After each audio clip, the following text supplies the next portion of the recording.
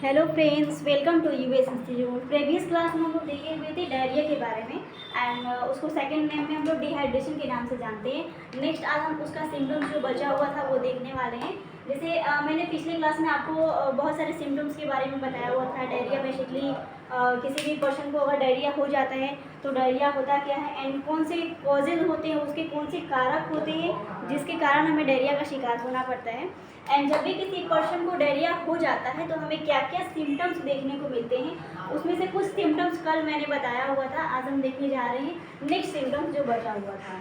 ठीक है, पहला एक जो भी उसके सिम्टम्स होती है, फ्रॉस्ट बाइट हो जाता है। फ्रॉस्ट बाइट मीन्स होता है स्किन ठंडा पड़ जाना, यानी कि स्किन ठंडा पड़ जाना, फ्रोस्ट बाइट। ठीक है ना, जब भी किसी पर्सन को डायरिया हो जाता है उसका स्किन बुरी तरह से ठंडा पड़ जाता है एंड उसको फैटिग हो जाता है।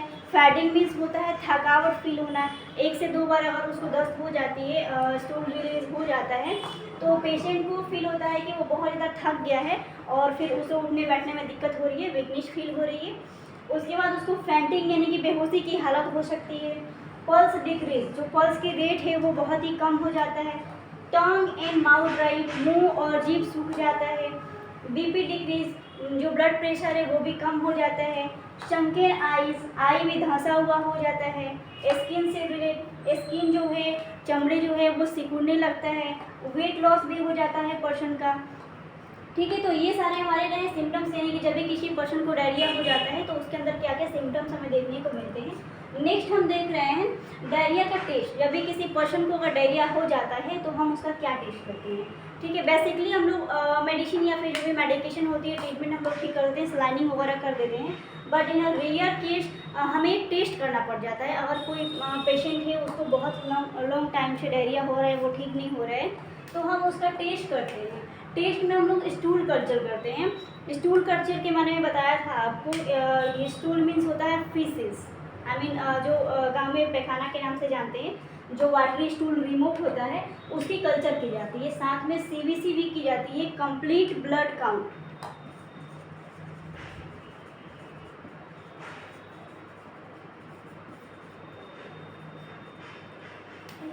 सेकेंड लैंग्वेज में इसको हम लोग FB के नाम से भी जानते हैं, FBC, यानी CBC बोलिए या फिर FBC, दोनों सेम होता है। FBC मीन्स होता है full blood count, CBC complete blood count, यानी कि CBC पेशेंट का कराया जाता है।